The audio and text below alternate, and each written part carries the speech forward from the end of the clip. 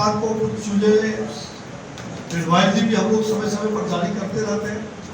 कुछ एडवाइजरी उनका अमल में आता है, कुछ चीजें वो करने में प्रयास कर रहे हैं, उसमें पूरी तरह से मैं ये नहीं कह सकता हूँ कि उन्होंने सफलता प्राप्त कर लिया है, वो प्रयास में है। और जहाँ तक मुझे महाराष्ट्र के बारे में कहना है, महाराष्ट्र तो मुझे पहले ही कह दिया कि यहाँ के लोग बड़े जागरूक हैं, सबकी पहली निगाह है। जैसे नारद भगवान का मीडिया के बड़े वाहक माने जाते थे, आप मीडिया के लोग भी बड़े जागरूक हैं।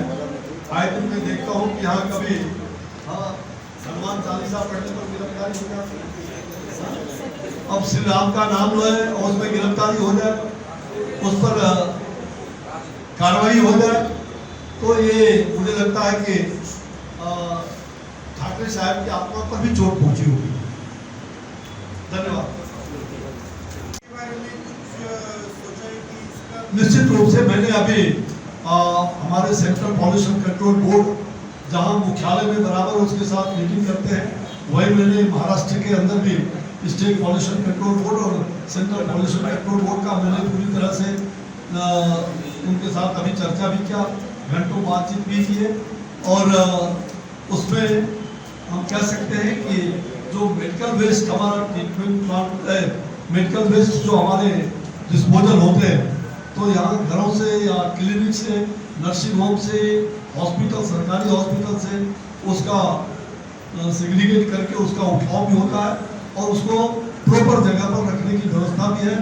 और उसको इंसिनेटर वगैरह अन्य जो अत्याधुनिक वैज्ञानिक पद्धति है उसके माध्यम से हम प्रदूषण को नियंत्रित करने में सफल हो रहे हैं। सब प्रदूषण की बात हो रही है, खास करके ध्वनि प्रदूषण को लेकर काफ़ी चर्चा है देश भर में। जैसे कि योगी जी ने सब लाउड स्पीकर उतार दिए, महाराष्ट्र में भी चर्चा जोरों पे है।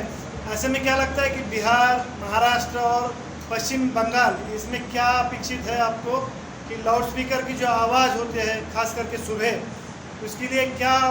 निश्चित रूप में हमें देर रात में या सुबह लाउड स्पीकर से जहां लोगों को ध्वनि विस्तारक यंत्र के माध्यम से उनके कानों को, कान का पर्दा भी कई लोगों का उसके कारण बड़ा असर होता है। आप स्वयं इसके भुक्तभोगी होते रहते हो, हमारे बहुत तो भुक्तभोगी होते हैं। इसलिए उस पर पूरी तरह से सरकार का नियम है, कानून के तहत हमें देर रात में लाउड स्पीकर का उपयोग नहीं करना चाहिए, ये तो मनाही है।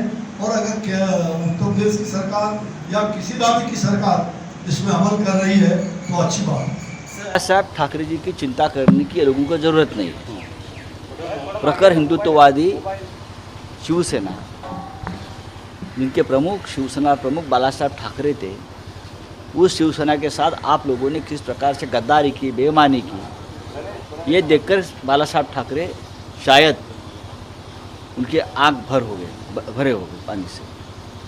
हनुमान चालीसा का नाम पर आप लोग जो राजनीति कर रहे हो, आप लोग जो देश विभाजन का काम कर रहे हो, महाराष्ट्र को अस्थिर और बदनाम करने का काम कर रहे हो, और हम आपसे लड़ रहे हैं, ये देखकर बाला साहब ठाकरे ज़रूर खुश। तो बाला साहब ठाकरे जी के बारे में आप हमें मत बताइए, आप अपना देख लीजिए। आपके जो नेता है आदरणीय योगी जी, हनुमान जी के बारे में उनके क्या वक्तव्य था देख लिए। हनुमान दलित है, उनकी पूजा करने की ज़रूरत नहीं, ये आपके वक्तव्य है। अभी आप कब बजरंगबली के प्रेमी बन गए? छोड़ दीजिए, जब बोलना शुरू करूंगा तो गड़बड़ हो जाएगी।